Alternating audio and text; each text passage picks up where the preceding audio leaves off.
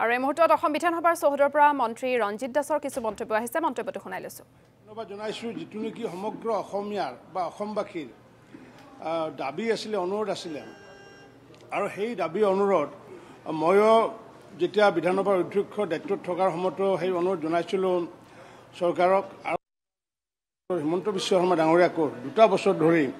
এটা অনুৰোধ জনাইছিলোঁ যে দিল্লীত আমি ইমানবোৰ অসমীয়া মানুহ আছোঁ ৰাজনীতিবিদে হওক বা উদ্যোগী হওক বা বিভিন্ন চাকৰিয়াল কিন্তু দিল্লীত অসমীয়াসকলৰ কাৰণে কোনো ধৰণৰ নামঘৰৰ ব্যৱস্থা নাছিলে এই বিষয়টো লৈ মই মাননীয় মুখ্যমন্ত্ৰী ডক্টৰ হিমন্ত বিশ্ব শৰ্মা ডাঙৰীয়াক মই আবেদন জনাইছিলোঁ যেহেতু মই সত্ৰ সংস্কৃতিৰ পৰিয়ালৰ এগৰাকী ব্যক্তি আৰু এতিয়া দেখিছোঁ বাজেটত মাননীয় মুখ্যমন্ত্ৰী ডাঙৰীয়াই দিল্লীত নিৰ্মাণ হ'বলগীয়া যি চতুৰ্থটো অসম ভৱনৰ লগত নামঘৰৰ প্ৰতিষ্ঠা কৰাৰ কাৰণে সিদ্ধান্ত গ্ৰহণ কৰিছে অকল দিল্লীতে নহয় মই এটা বিচাৰিছিলোঁ অকল দিল্লীত বিচাৰিছিলোঁ কিন্তু মাননীয় মুখ্যমন্ত্ৰী ডাঙৰীয়াই অতিৰিক্তভাৱে মুম্বাইৰ যি দ্বিতীয় অসম ভৱন সেই অসম ভৱনতো এটা নতুনকৈ সত্ৰ স্থাপন কৰি সৰ্বমুঠ অসমৰ বাহিৰত 2টাকৈ নতুন যি নামঘৰ বা সত্ৰ স্থাপন কৰা যি সিদ্ধান্ত লৈছে এইটো এটা সিদ্ধান্ত অভিলাষী সিদ্ধান্ত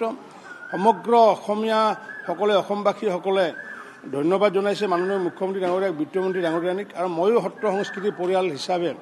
ইমান দিনে যিটো কাম আমি অসমীয়াসকলে কৰিব পৰা নাই সেই কামটো মাননীয় মুখ্যমন্ত্ৰী ডক্টৰ হিমন্ত বিশ্ব শৰ্মা ডাঙৰীয়াৰ নেতৃত্বত নতুনকৈ মুম্বাই আৰু দিল্লীত নামঘৰ প্ৰতিষ্ঠা কৰাৰ যি খবৰ সমগ্ৰ অসমবাসীৰ লগতে মোৰ বাবে এই বাজেটখন হৃদয়স্পৰ্শী হৈছে ধন্যবাদ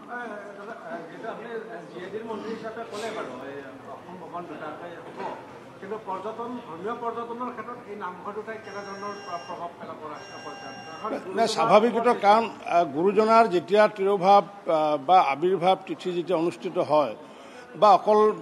মহাপুৰুষ শ্ৰীমন্ত শংকৰদেৱে নহয় আমাৰ 4 গুৰু মহাপুৰুষ শংকৰদেৱ